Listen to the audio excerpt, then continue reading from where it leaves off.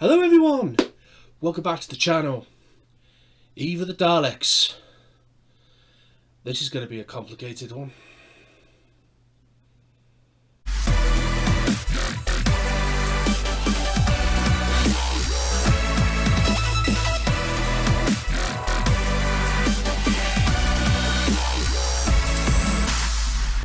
Yeah, that'll do it.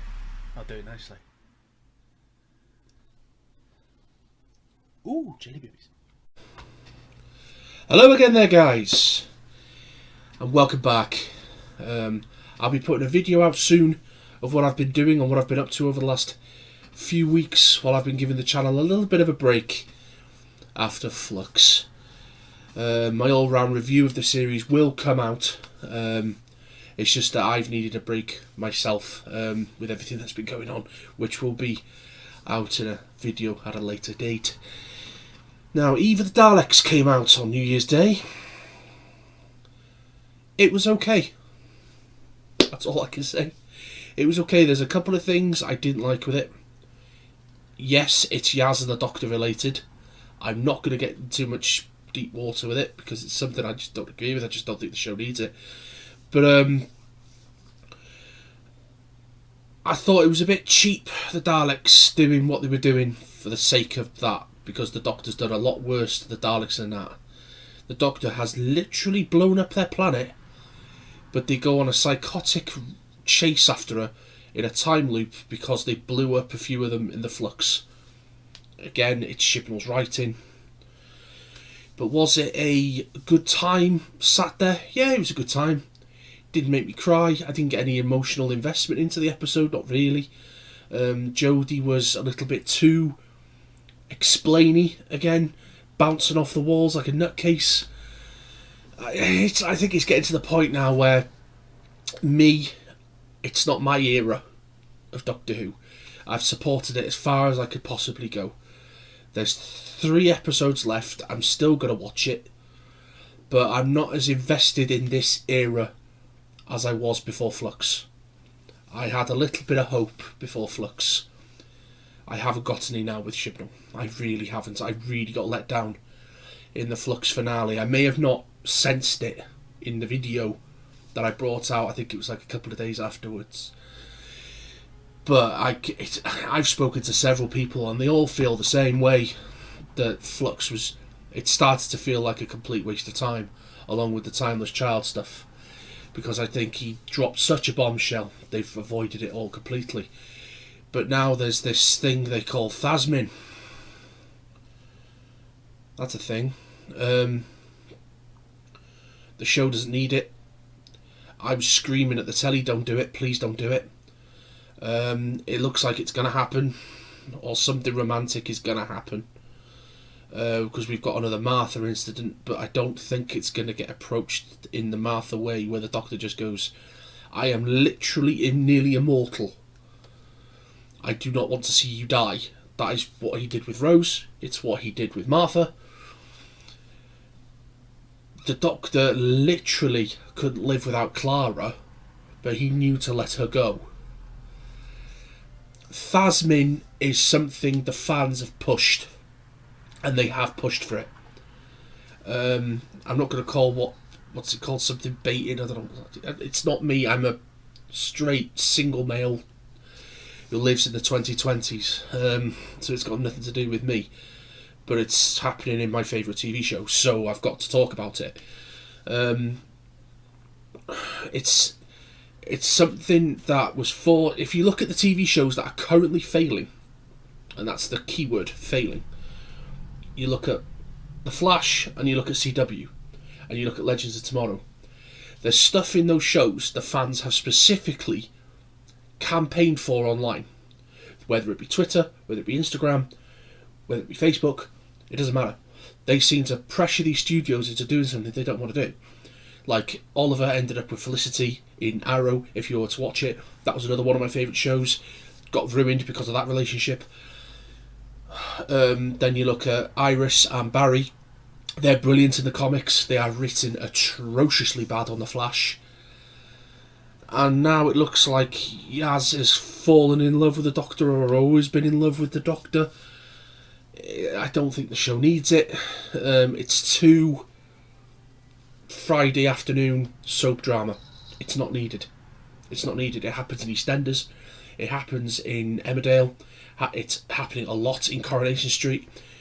Doctor Who doesn't need it. Doesn't need it. Doesn't need it at all. We've got Jack. We've got so many different characters that can go that way. It's something I don't want to go down the road of, but it affected my enjoyment for this episode. I was nearly screaming at the screen, just going, please don't do it. Please don't do it, because you'll kill the show. Don't do it. You'll kill the show. And this is a complicated topic, and I don't want anybody to hate me for this. It's just, it doesn't feel right. It just doesn't feel right for the show itself.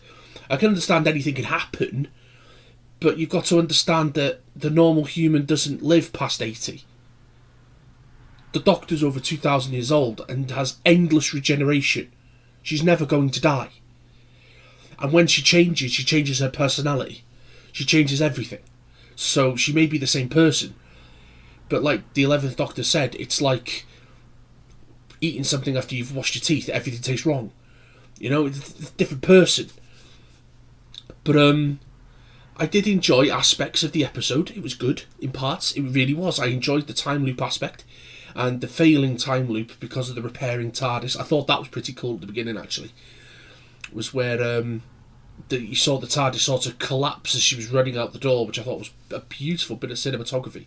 That's the one thing with this era I think I've continually said all the way through that is really, really good, is the cinematography and the screen looking like a cinema. I think some of the absolutely stunning, some of the SFX in this episode was stunning.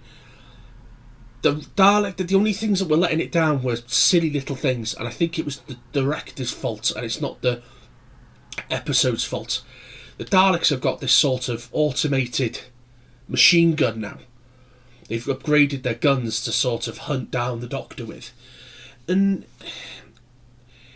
it doesn't make any sense, because when they were killing them with the machine gun. But when they were chasing them, you could tell they were using the singular gun. Which was... if I could tell, everyone else could tell. And that's poor direction. And the thing is, they were so close, they couldn't have missed anyway.